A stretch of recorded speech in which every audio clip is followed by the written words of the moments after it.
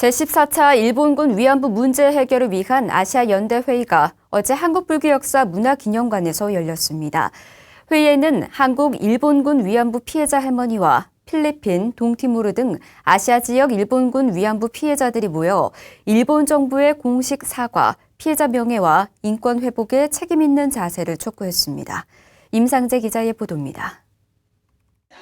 일본군 위안부 문제 해결을 위한 아시아 연대 회의가 어제 한국불교역사문화기념관에서 14번째 회의를 열고 일본 정부의 공식 사과를 거듭 촉구했습니다.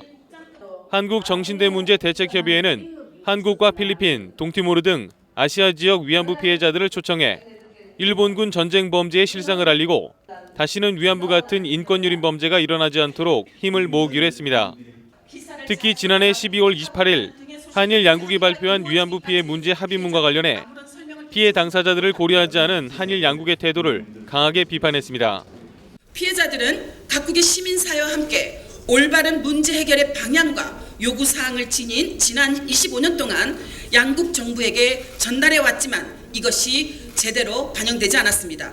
양국 정부는 오히려 피해자들의 기대를 저버린 합의를 해놓고 그 후에 피해자들에게 받아들이라고 강요하고 있는 실정입니다. 이날 연대회의에는 길원옥, 김복동, 이용수 할머니 등 한국 피해자를 비롯해 이네스 마젤란 곤살베스 할머니와 에스테리타 바스바뇨디 할머니 등 아시아 지역 위안부 피해자들이 참석해 참혹했던 실상을 증언했습니다.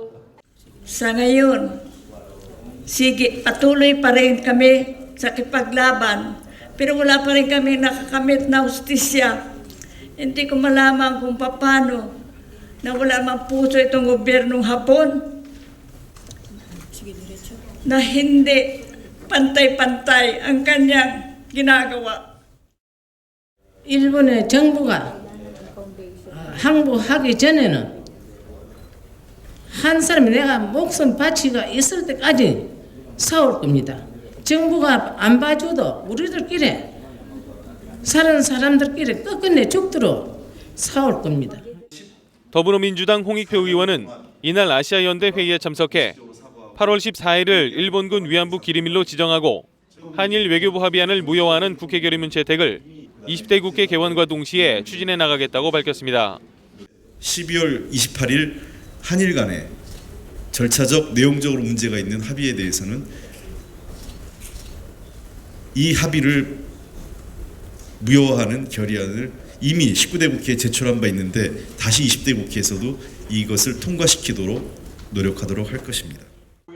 앞서 조계종 사회노동위원회와 대불청, 불교여성개발원 등 불교계는 18일 수요 집회와 기도회를 주관해 17일 별세한 위안부 피해자 고 공정엽, 이수단 할머니의 극락 왕생을 발언하고 한일 위안부 문제 합의안 폐기를 촉구했습니다. BTN 뉴스 임상재입니다.